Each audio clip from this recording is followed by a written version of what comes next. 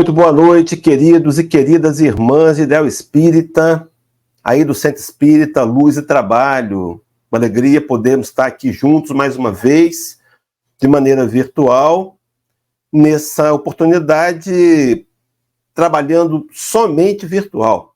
Quando nosso companheiro Altair, querido companheiro Altair, nos telefonou durante a semana para avisar da decisão da casa de que não faríamos mais essa reunião presencial, por conta da movimentação do carnaval, de ali em frente à Casa Espírita, aí em Castelo, sair um bloco, ser um ponte de carnaval, nós decidimos então conversar com o companheiro e chegamos à conclusão de fazermos virtual para que os companheiros agora, a partir de casa, mas unidos pelo coração, pudéssemos estar juntos mais uma vez para manter os nossos estudos da doutrina espírita. Será uma alegria poder contar com a sua participação. Você está acompanhando a gente pelo YouTube oficial do Centro Espírita Luz e Trabalho, mas também é um grupo de companheiros acompanhando pelo meu YouTube pessoal e pelo canal também no Facebook. Então, votos aí de uma noite muito especial de domingo de carnaval para a gente, de reflexões, onde, na verdade, nós vamos trabalhar o tema referente ao carnaval. Reflexos e reflexões. Carnaval, reflexos e reflexões. Para a gente poder, então, desenvolver o tema, eu queria convidar você a me acompanhar numa leitura, a leitura preparatória que tem como finalidade a gente fazer a nossa conexão pessoal com esse momento. Nós bem sabemos que, na realidade espiritual, esse momento já foi muito bem preparado e todos nós agora estamos sendo assistidos, além do nosso anjo guardião, por aqueles espíritos benfeitores que coordenam o trabalho do Centro Espírita Luz e Trabalho, aí de Castelo do Espírito Santo. Então agora é nossa hora de participar, de estar nessa palestra. Embora ela seja virtual, nós podemos sim unir os fios do pensamento e construirmos aqui energias muito salutares que, por certo, serão utilizadas pelas equipes espirituais para levar socorro, consolo, os corações sofridos, quer encarnados, quer desencarnados. Então a leitura que nós vamos propor é do livro Vinha de Luz, autoria espiritual de Emmanuel, e a psicografia segura de Chico Xavier, e a lição de número 23, E Olhai por Vós. Vou colocar aqui em tela cheia, para a gente poder acompanhar com mais facilidade. Quem tiver aí no telefone celular vai conseguir ler um pouco melhor. Se não estiver conseguindo ler, mantenha atento, eu vou tentar fazer uma leitura pausada para que todos nós entendamos e participemos desse momento. Então, Emmanuel vai utilizar de uma fala de Jesus, trazida no Evangelho de Lucas, capítulo 21, versículo 34.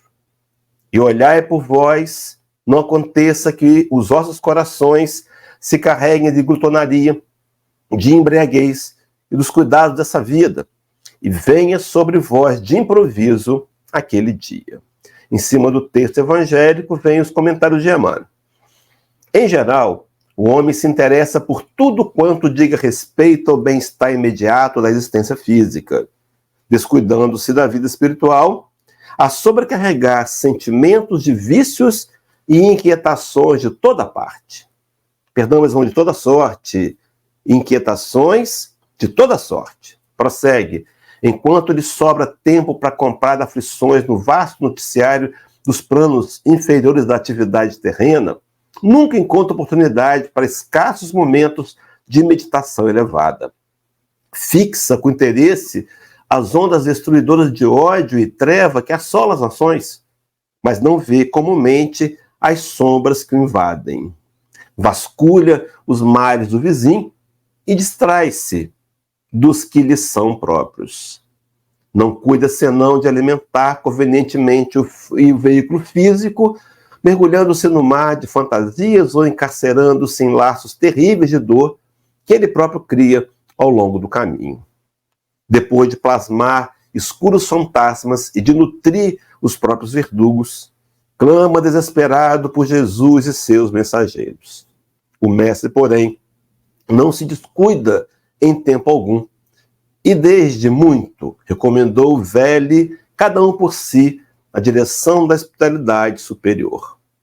Sabia o Senhor quanto é amargo o sofrimento de improviso, e não o soltou com roteiro, antecedendo-nos a solicitação há muitos séculos. Retire-se cada um dos excessos da satisfação egoística, fuja ao relaxamento do dever, alige as inquietações mesquinhas e estará preparado para a sublime transformação. É verdade, a terra não viverá indefinidamente sem contas. Contudo, cada aprendiz do Evangelho deve compreender que o instante da morte do corpo físico é dia de juízo no mundo de cada homem. Feita essa leitura, nós vamos convidar os companheiros, os que estão online conosco. É claro, todos estamos online, não tem hoje o presencial, a nos unir em preces, fechar os olhos, se você preferir, mantê-los abertos, não há problema algum, mas traga sua tela mental a imagem de Jesus. E por alguns segundos, admire o semblante sereno, amoroso, acolhedor do nosso Mestre. E diante dessa figura magnânima, nos aproximemos com humildade, rogando: Mestre amigo, mais uma noite estamos aqui reunidos, entendendo e compreendendo as nossas próprias fraquezas e limitações, percebendo que muitas vezes o nosso querer não corresponde às atitudes que tomamos, mas estamos aqui, Senhor, voltando-nos para Ti, para pedir mais uma vez a Tua ajuda e o Teu auxílio. Renova-nos, Senhor, a força, as energias, a vontade, para que possamos seguir firme nessa caminhada em busca de ascensão moral, em busca de Te conhecer e em busca de nos aproximarmos mais do Teu caráter.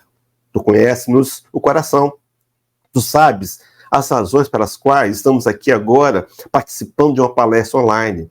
Tu sabes das nossas dores, dos desafios de cada um de nós.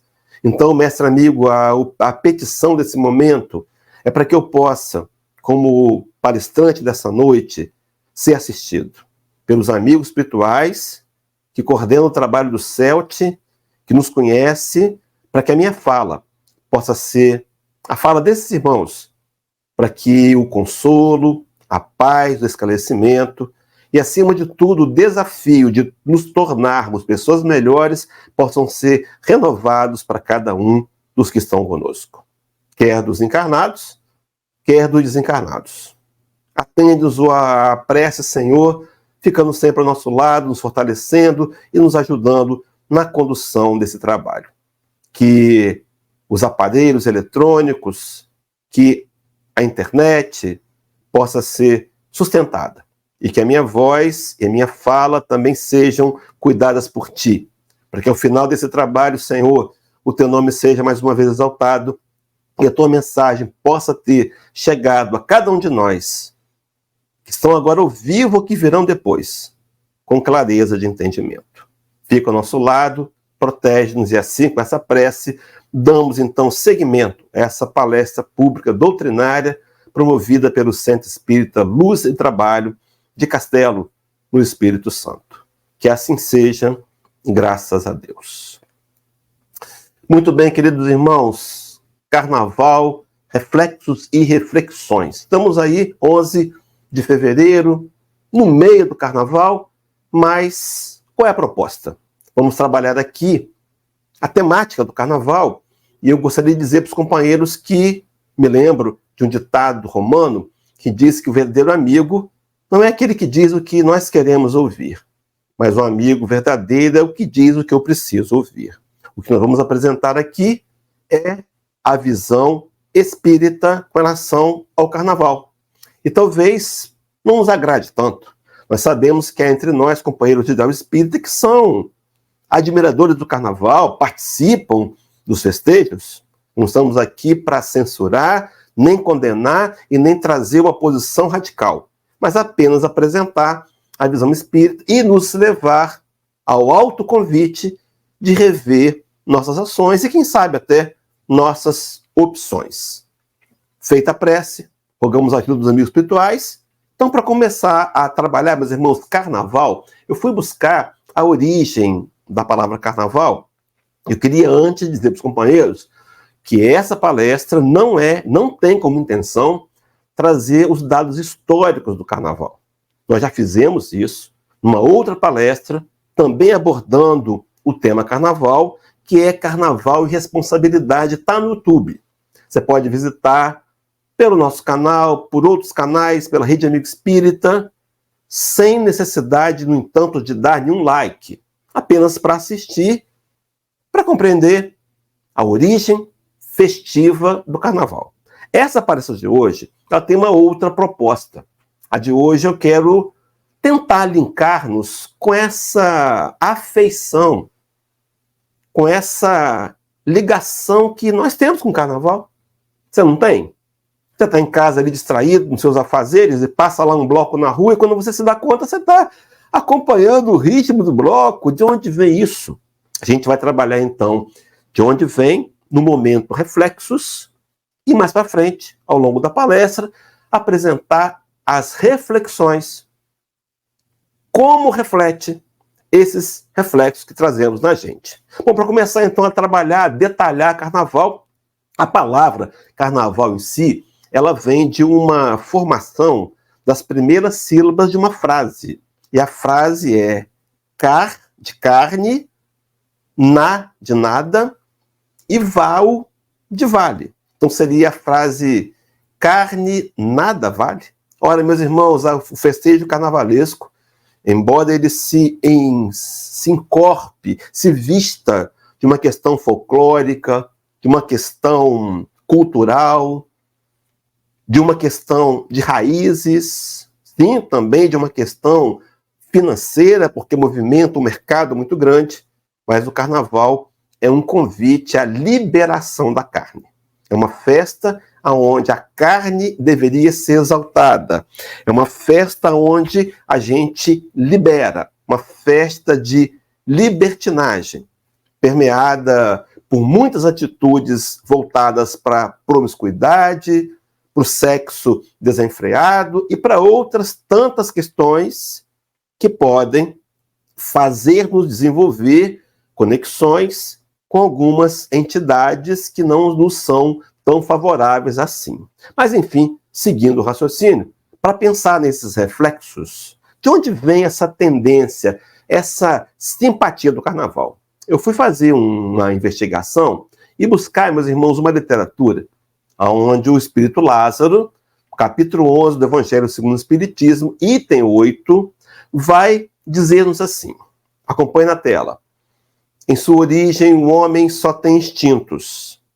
Quanto mais avançado e corrompido, os instintos só têm sensações. Quando instruído e depurado, tem sentimentos. E vai fechar dizendo, e o ponto delicado do sentimento é o amor. Pois bem, queridos, no momento que vivenciamos hoje, nós somos instintos. Há grande percentual ainda dos instintos que nos faz parte do nosso conjunto de conhecimentos. Mas também já temos sensações, mas também já temos alguns sentimentos sendo desenvolvidos. Então, nesse momento, nós somos instintos, sensações e sentimentos. Na verdade, a grande massa de conhecimentos que nós trouxemos hoje, fruto de várias repetições de encarnações, foi no mundo primitivo, onde lá, assemelhando-se aos animais, nós éramos movidos puramente pelos instintos, foi uma etapa.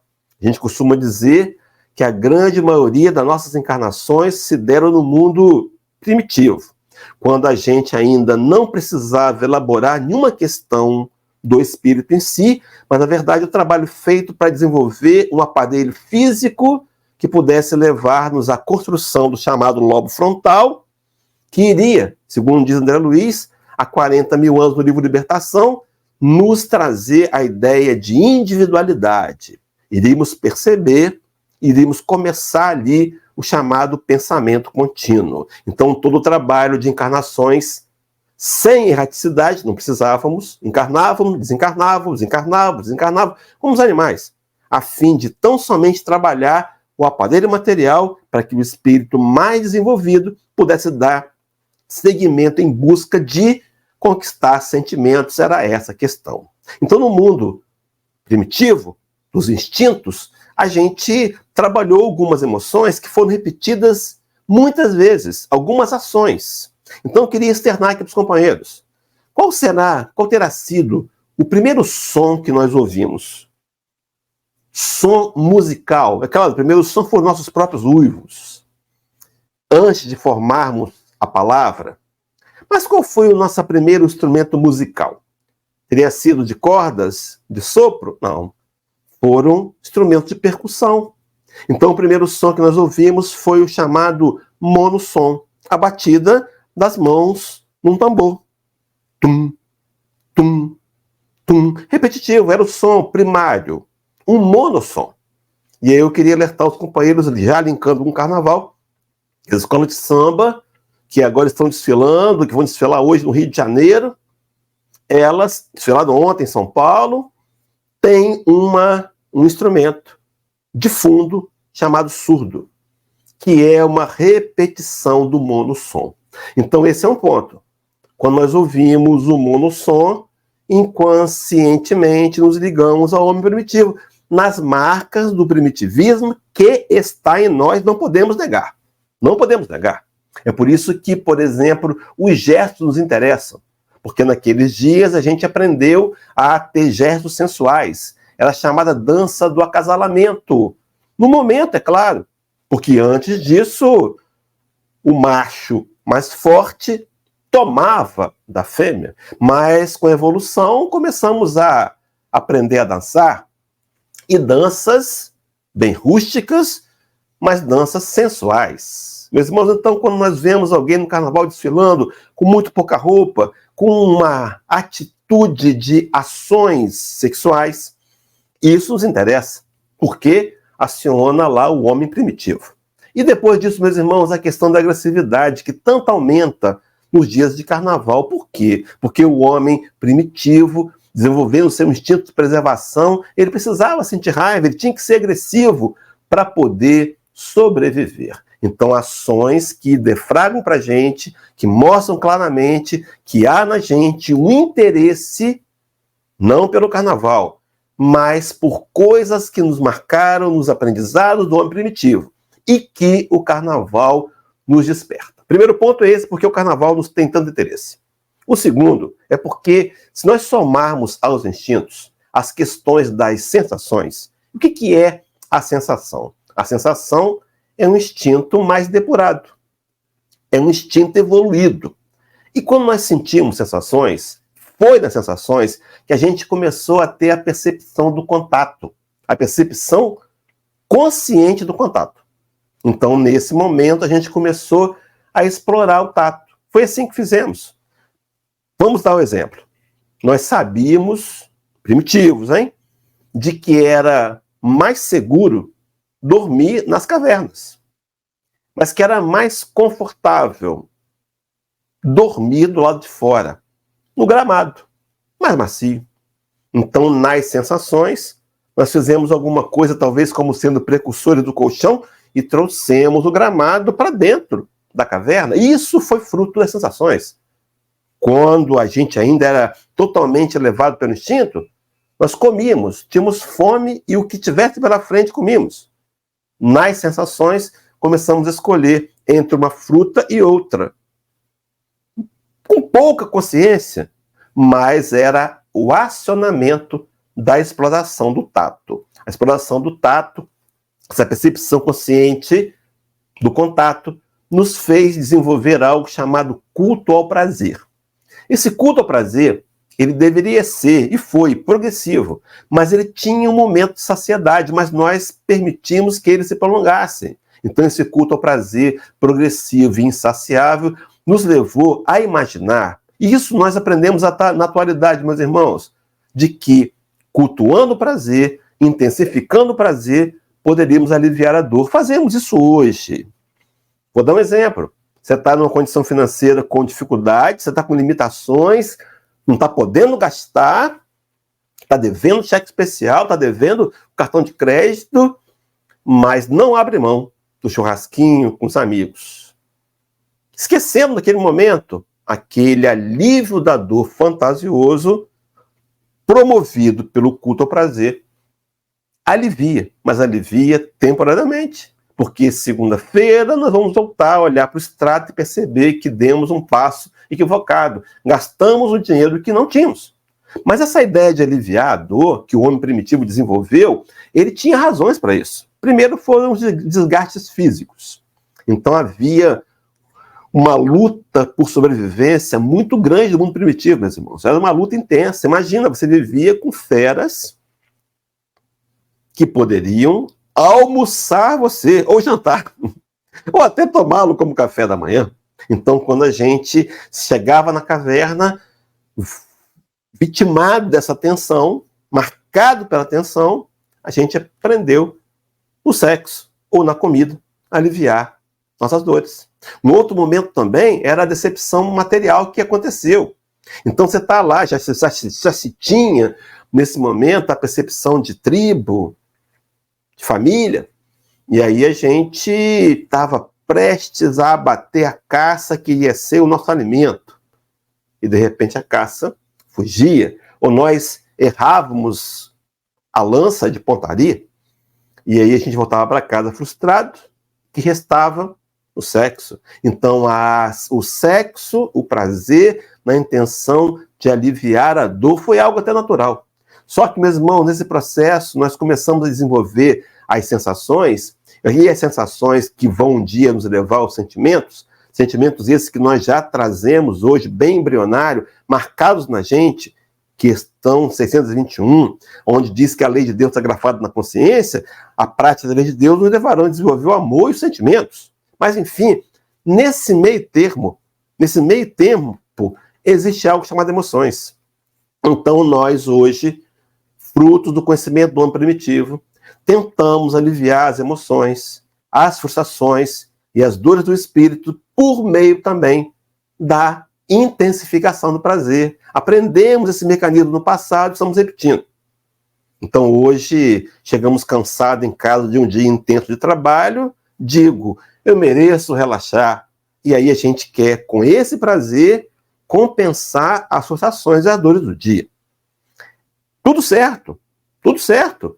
O problema é que a gente não tem limites e criamos aí a chamada cultura das festas. Meus irmãos, em todo o mundo conhecido, em todas as tribos, sempre houveram festas. Você vai no interior da Amazônia encontrar tribos isoladas e lá eles fazem festas. De onde vem isso?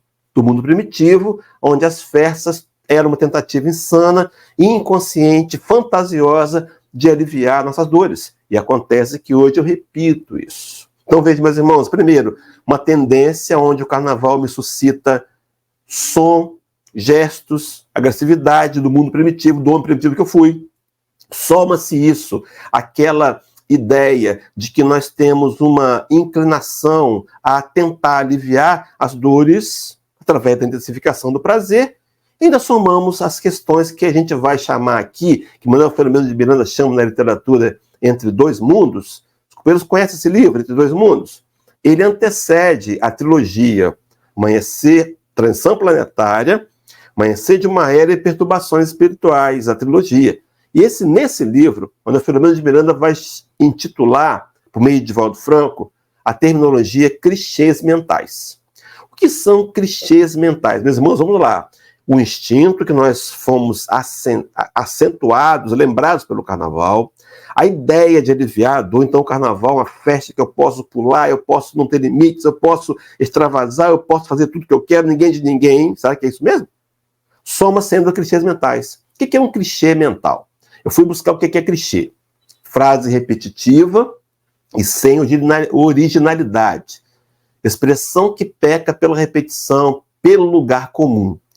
Banalidade repetida com frequência. Meus irmãos, imagina, você está atrás de um trio elétrico e você vai repetir centenas de vezes. É o bicho, vou te devorar, crocodilo eu sou.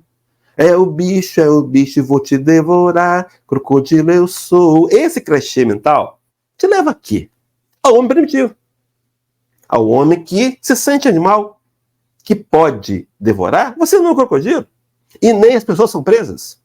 E nem as pessoas são criadas pelas suas vítimas. Então esse clichê mental vai suscitando no processo de monoideia repetida uma inverdade, algo que me leva à agressividade. Então o clichê mental, ele é usado no carnaval, vou dizer por quê, por entidades espirituais, que podem e querem atrapalhar a nossa evolução moral. Meus irmãos, o carnaval começou, vou dizer isso daqui a pouco na segunda parte, uma festa inocente, sim. A gente saía para a rua, havia um martelo de borracha com uma mola que você batia na cabeça dos outros, era uma brincadeira, se fantasiava. Mas à medida que o carnaval, na terra do Cruzeiro, no Brasil, coração do mundo, pátria do evangelho, se popularizou, os inimigos do Cristo querem atrapalhar o projeto de evolução moral da terra, perceberam e se infiltraram nesse conjunto de festas, criando e trazendo, na verdade, uma festa que cria inúmeros riscos para os foliões, especialmente para os desatentos, e especialmente para aqueles que os inimigos do Cristo têm como alvo, tentando nos atrapalhar na execução do trabalho de expandir o reino de Deus na Terra. Esse clichê mental não é algo novo, não. Allan Kardec já havia falado dele. Se você for lá no Gênesis, a Gênesis de Kardec, capítulo 14, de 13 a 15, você vai ouvir a mesma coisa com o título Criações Fluídicas. Então, os pensamentos criam. E aí Allan Kardec faz aquele alerta tão básico da questão 459. Influenciam os espíritos nossos pensamentos, nossos atos. Veja a sequência didática de Kardec.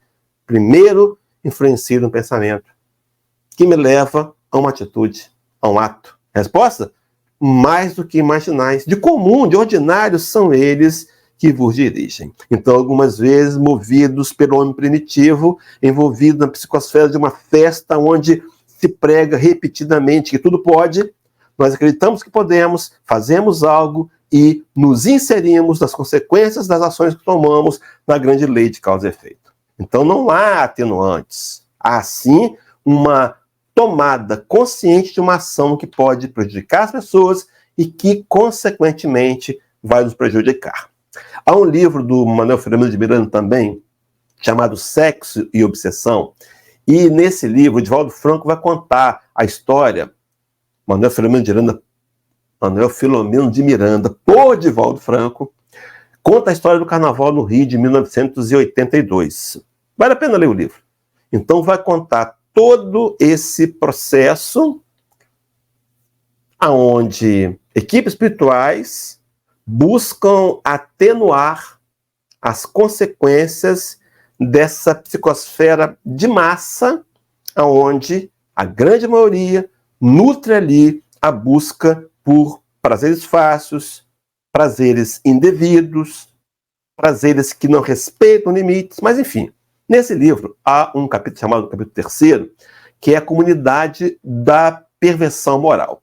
Conta a Manuel Filomeno de Miranda que ali uma comunidade ficava, naquela época, nos céus, na parte de cima, nos céus da Guanabara, ou de Rio de Janeiro, uma comunidade frequentada por 1,5 milhão de espíritos, entre encarnados e desencarnados, os desencarnados sem envoltório material e os desencarnados no sono, do dobramento do sono físico.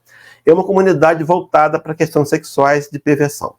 Uma comunidade onde havia o convite a abusar do sexo desenfreado, coletivo, individual, uma colônia de perversão moral.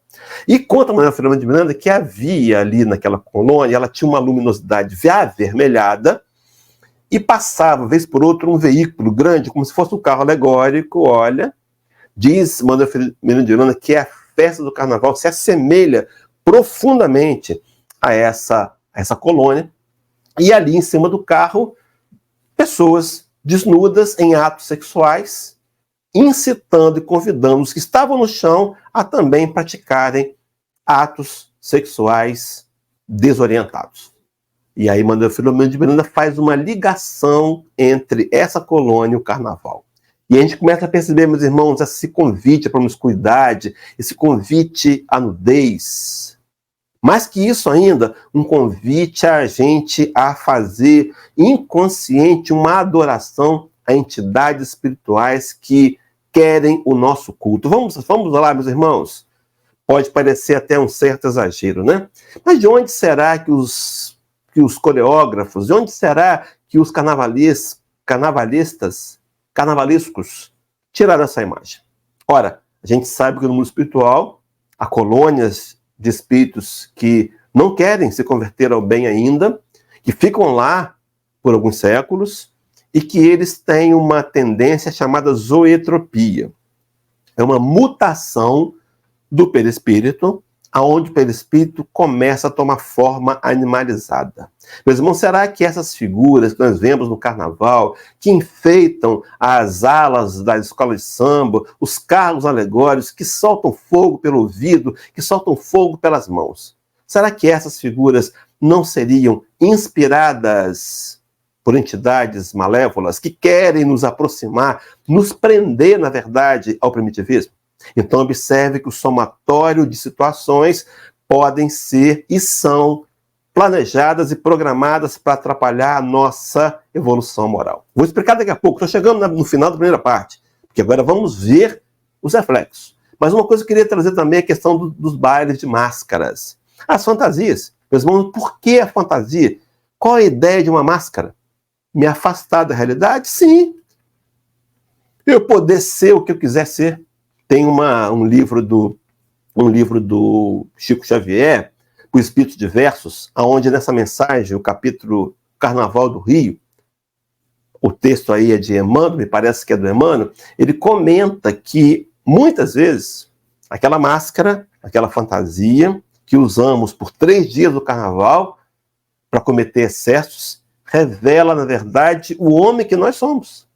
Talvez a fantasia verdadeira seja aquela que seja lá, de gravata, trabalhando no escritório, uma pessoa séria, pai de família, que não aceita isso, aquilo, outro, moralista. Quando agora, no carnaval, eu libero.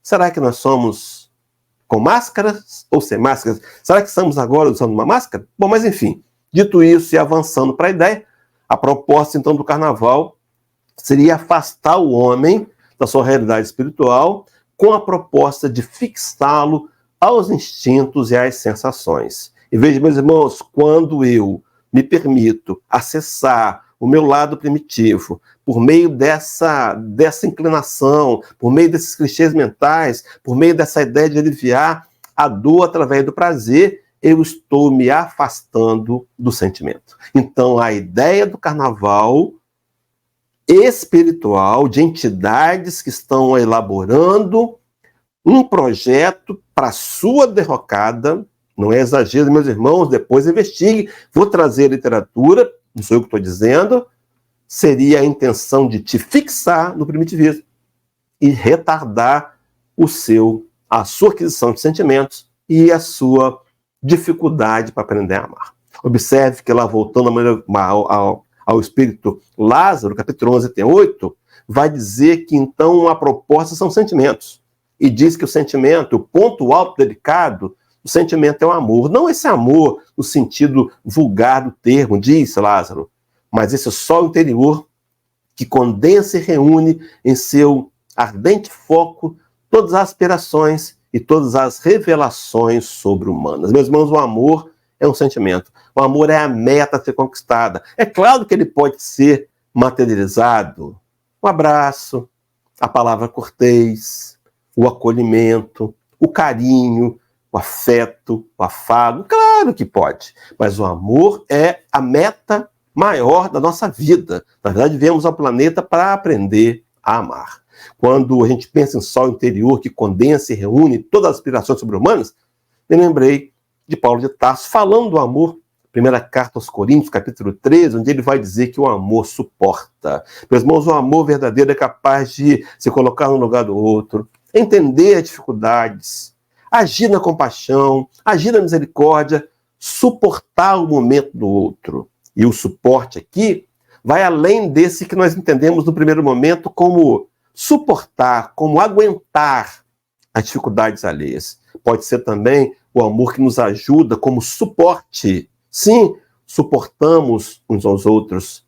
As minhas dificuldades são revalidadas, são reconsideradas, quando eu também reconsidero as dificuldades do outro e nós nos unimos, porque o amor suporta, Paulo diz ainda que o amor crê. Essa crença em nós mesmos, essa crença na possibilidade de um dia sermos perfeitos, essa crença que alimenta a autoestima, sim, porque eu sei que o meu momento imperfeito ele é temporário.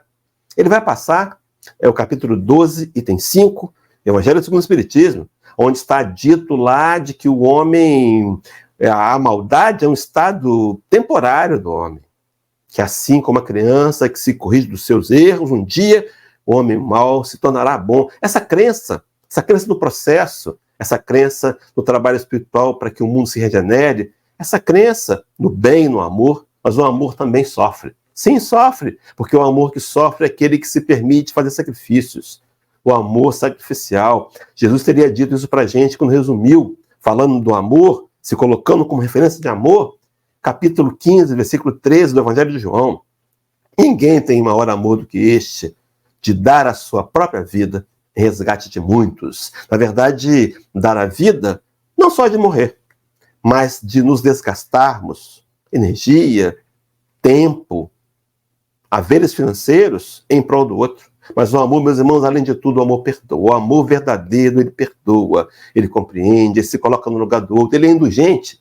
Quando pensávamos nesse trabalho, nos lembramos daquela fala da segunda carta de Paulo aos Coríntios, capítulo 5, versículo 14, onde ele vai dizer que o amor cobre, que o amor do Cristo nos constrange. O amor de Cristo nos constrange. Como é que é esse constrangimento? Quando a gente olha para o nosso grau de amor, o percebe tão deficitário. E olhamos para Jesus e há um salutar constrangimento. Porque a nossa meta é um dia alcançar o nível de amor que o Senhor ama. Mas como podemos fazer isso, meus irmãos? Paulo, quando fala que o amor perdoa, nos faz lembrar Jesus. Exemplo de amor e de perdão. Exemplo de perdão quando ali, colocado entre dois salteadores, crucificado injustamente, recebe, além da ironia, além das dores físicas, a ironia de um grupo que está aos pés da cruz, que zombavam dele, dizendo: Jesus, se você realmente é Senhor, desce da cruz, salva-te a ti mesmo. E o Senhor exala o seu amor quando diz: Pai, perdoa-lhes, porque não sabe o que faz. Ele fazia, na prática, exemplificava o que nos ensinou no Sermão da Montanha, capítulo 5, 43 e 44, orai por aqueles que os maltratam e que vos perseguem. Esse amor que tem que ser ardente. Segundo Pedro, primeira carta, capítulo 4, versículo 8, Pedro vai dizer: mas sobretudo tende ardente amor uns pelos outros, porque o amor cobre a multidão de pecados. Meus irmãos, um ardente amor. Costumo dar o exemplo da panela. Você está cozinhando e de repente colocou a panela quente em cima da pia, o fogão está cheio de panelas, você vai pegar alguma coisa, sua mão distraidamente ia tocar na panela e te queimar, mas aquela ardência faz você afastar a mão. Meus irmãos, o amor perceptível. Não só o amor exarado, dito, mas o amor através das atitudes, das ações. O amor que nós precisamos, além de dizer, executar, porque o amor é um sentimento. E é claro que ele pode ser sentido. E ele pode ser externado. Mas, enfim, esses reflexos nos levarão a algumas reflexões. As reflexões são, meus irmãos, começando primeiro por uma fala de Emmanuel no livro Pão Nosso, lição 135, onde Emmanuel aqui vai fazer uma pergunta, desdobrar em duas. A pergunta que ele faz é, antes tem um comentário, o comentário é assim: no balanço das atividades de cada dia, os discípulos deverão interrogar a si mesmos. Eu imagino que aqui, nesse balanço, Emmanuel está lembrando-se da proposta da questão 919A, que daqui a pouco eu falo dela. Mas ele prossegue dizendo assim: que fiz hoje? É a pergunta. O que nós fizemos hoje, meus irmãos? Será que eu tenho parado para refletir nisso? Hoje, final de domingo, acentuei os traços da criatura inferior que fui até ontem? Ou será que eu já tentei desenvolver as qualidades elevadas do espírito que desejo reter amanhã? Uma profunda reflexão. As questões 909 e 919A, Allan Kardec perguntou no 919 qual o método mais prático e mais eficaz que tem o homem de se melhorar nessa vida e de vencer a sua inclinação ao mal. Meus amigos espirituais responderam: um sábio da antiguidade já vos disse. Conhece-te a ti mesmo. Meus irmãos, o autoconhecimento como sendo fundamental para exercer um controle, para saber onde eu posso ir, para saber o que para mim é um risco irresistível, para saber aonde eu preciso, o que eu preciso evitar. Sim, é salutar, evitar situações, evitar lugares, às vezes até algumas pessoas, por um momento, quando o diálogo, quando o acordo não consegue surgir. Evitar não significa odiá-lo, nem querer o seu mal, mas entender que tudo na vida pode ser estabelecido limites. Mas, enfim, Allan Kardec ouve, então o autoconhecimento, como é que eu vou conhecer se eu não tiver esse controle? Já contei isso aqui numa outra palestra. Há uns anos atrás, eu cortava cabelo num bairro aqui de Vila Velha. O barbeiro era um rapaz muito educado, evangélico, admirável. E esse rapaz, ele, naquela Copa do Mundo que o Brasil fez aquele vexame, aquele fiasco, aquele 7-1 para a Alemanha, esquece isso. Ele queria comprar um telefone celular que pudesse captar sinal de TV aberto para ele assistir no salão. Um profissional autônomo, não pode abandonar o salão, o trabalho, né? Então foi na loja de um amigo que vendia telefones, um amigo evangélico também, comprou um telefone, explicou o motivo, o amigo vendeu. E quando ele chegou em casa, ele se deu conta de que aquele telefone que ele comprou não captava sinal de TV. Ficou meio aborrecido, vendeu o telefone para um cliente, mais barato, facilitou, e foi numa outra loja e comprou um outro telefone. Agora, esse telefone novo pegava todos os canais de televisão. Só que aquele amigo dele teve a coragem de ler o manual e descobriu que se ele baixasse um aplicativo no telefone, ele também poderia pegar, captar sinal de TV aberta. E, meus irmãos, nós não temos um manual, somos nós que temos que nos investigar para entender quem somos pelo autoconhecimento. Aí, Allan Kardec, não satisfeito, inquirido Ornato, perguntou, mas, Santo Agostinho, tudo bem, entendo a importância que tem essa máxima, conhece-te a ti mesmo, como é que eu faço, então, para me autoconhecer? Santo Agostinho respondeu, fazia o que eu fazia quando vivia na Terra. Primeiro, reserva um momento do seu dia para passar em revista seus comportamentos e analisar-se para entender qual foi o sentimento motivador daquele comportamento. Está se conhecendo. Segundo ponto, valida o que o outro tem a dizer de você, porque nós podemos estar nos auto-enganando, mentindo para a gente mesmo, e o outro vem, diz verdades que me aborrecem, mas que Santo Agostinho usava a seu favor para perceber o feedback do que o outro trazia. Meus irmãos, ferramentas de autoconhecimento.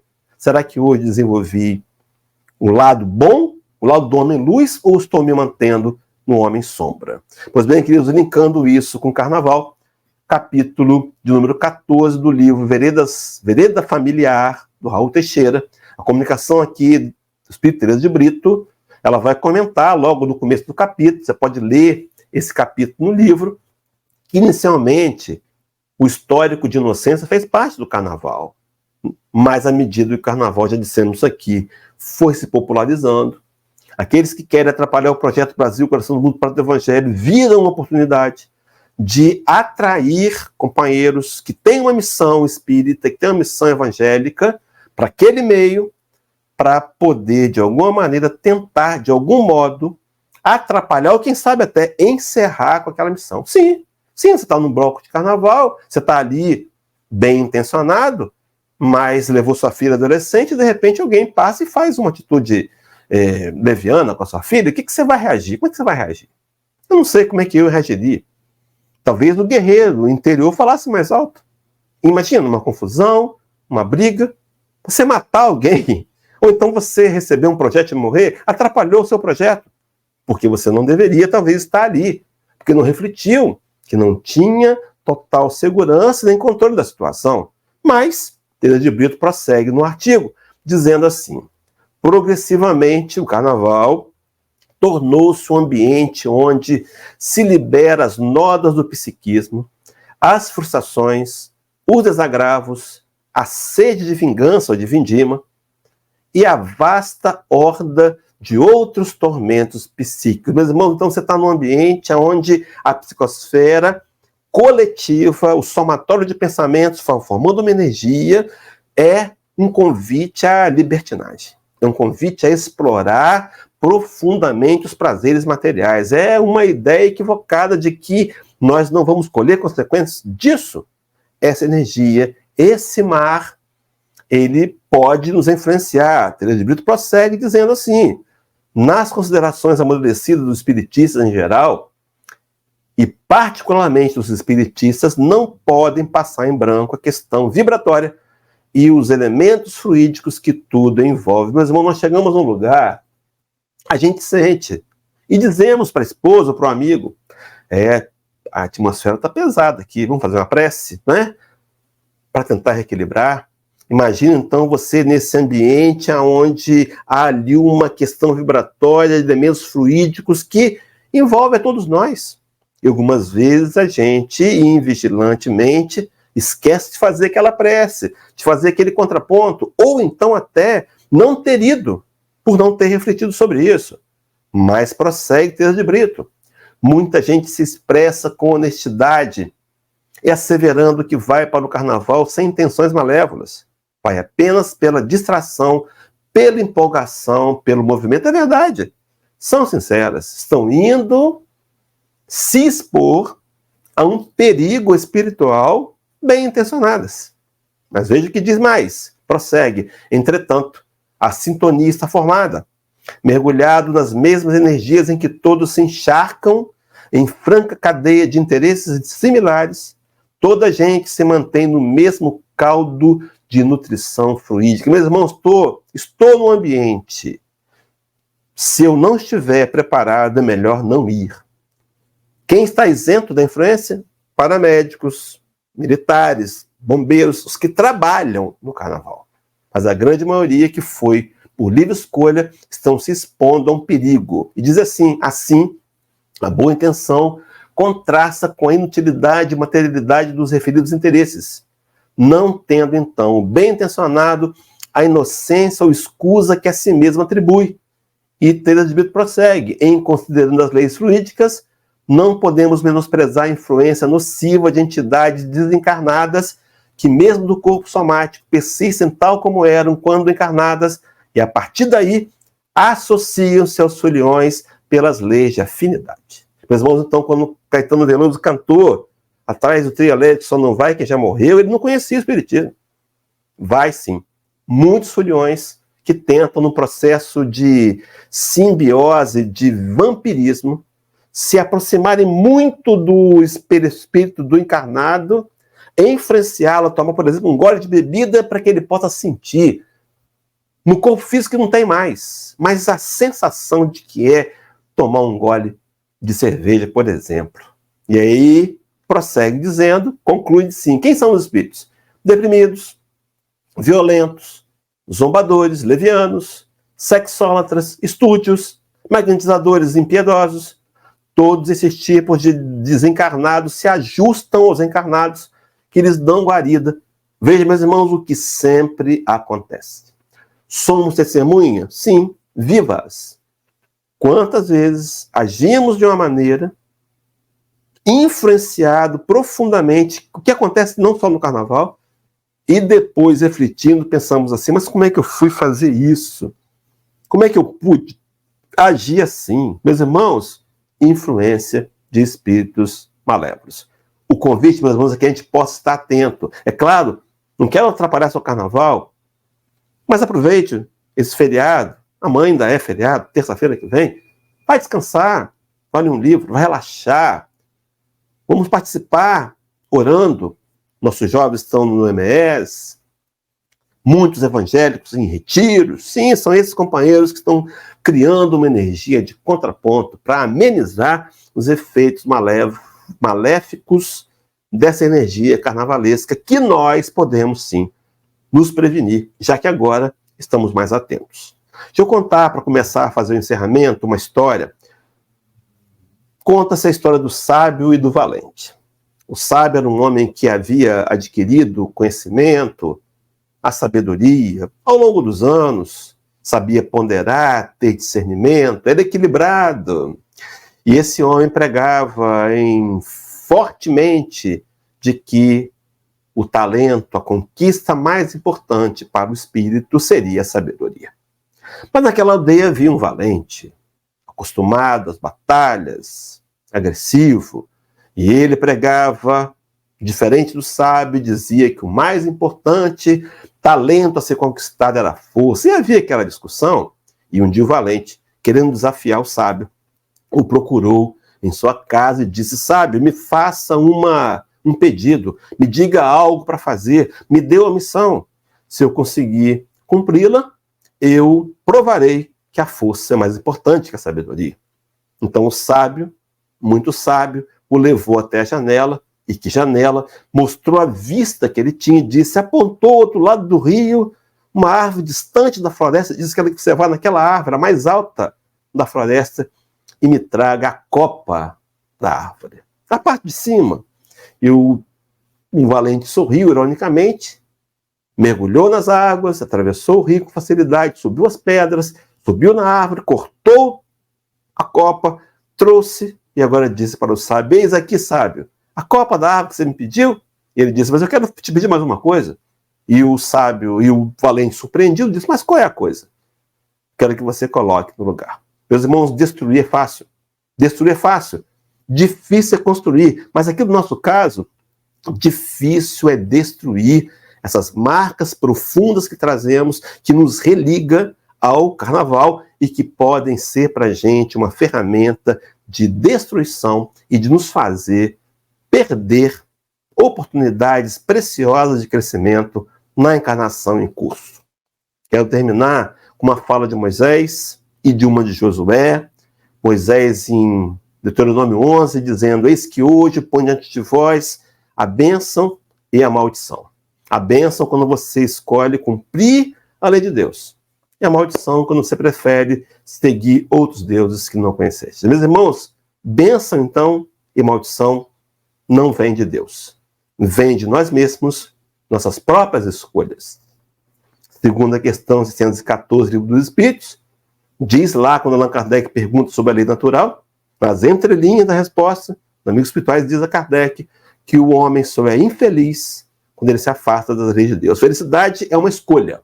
Bênção é escolha, maldição também. Josué, no entanto, dizia, escolhei hoje a quem quereis servir, eu e minha casa, porém, serviremos ao Senhor. Meus irmãos, uma escolha que a gente vem tentando travar, vem travando uma luta milenar. O ego, o eu, versus o Evangelho de Jesus. Será que os meus projetos de carnaval seriam aprovados pelo Evangelho de Jesus? Se sim, ótimo, meus irmãos. Se não, seria hora de fazer a escolha, de repensar e, quem sabe, decididos a nos forçarmos a fazer o que é correto, escolher, dessa vez, seguir o Evangelho do Cristo e suas orientações tão importantes para a ascensão do espírito mortal. Que nosso carnaval seja de paz, que hoje à noite, que amanhã, os próximos dias de feriado, seja de paz, e que eu consiga, na minha vibração, oferecer uma energia de luz capaz de, somada de outros companheiros, conseguimos fazer isso virtualmente agora aqui, oferecer a Jesus e às falanges do bem uma energia que possa contrapor a esse mar de energia tão deletéria que estamos agora mergulhados.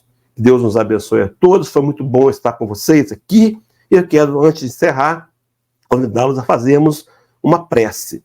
Lembrando que semana que vem, o Centro Espírita Luz e Trabalho volta à palestra presencial, transmitida. Hoje foi apenas uma exceção por necessidade, já comentamos lá no início da palestra. Então quero convidar você a fecharmos os nossos olhos e fazermos uma prece dizendo, Senhor, muito obrigado, Senhor. Muito obrigado, acima de tudo, pela oportunidade de termos vindo aqui para ouvir o Teu Evangelho com tanta clareza trazido pelo Espiritismo. Muito obrigado, Senhor, pelo desafio que nos foi dado de conhecer essa doutrina tão esclarecedora e que nos força agora de maneira mais intensa a tomar as decisões que sejam as mais corretas, as que mais nos aproximam de Ti. Abençoa-nos, Jesus, que agora esse conhecimento possa nos permear o raciocínio, migrar para o nosso coração e nos pertencer pessoalmente, para que nossas decisões de amanhã possam ser melhores do que as tivemos ontem.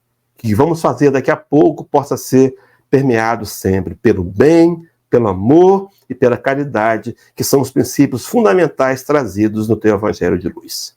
Abençoa-nos, Jesus. Abençoa o nosso final de domingo, o restante do carnaval. Abençoa o nosso planeta, aqueles que estão nas folias. Abençoa os que estão nos retiros.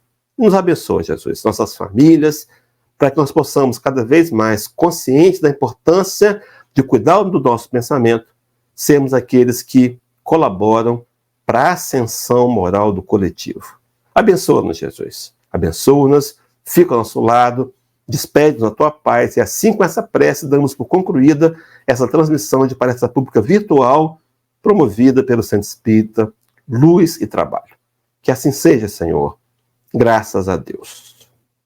Muito bem, meus irmãos, ficamos por aqui, mandando um abraço para o Cristiano Abreu Paiva, para a nossa querida irmã Eva, para o nosso irmão Renato e para todos os demais companheiros, né, que, por certo, vão estar conosco aí através do Centro Espírita, através dessa live, Centro Espírita Luz e Trabalho. Muita paz de todos, forte abraço no coração e até um próximo encontro. Até lá!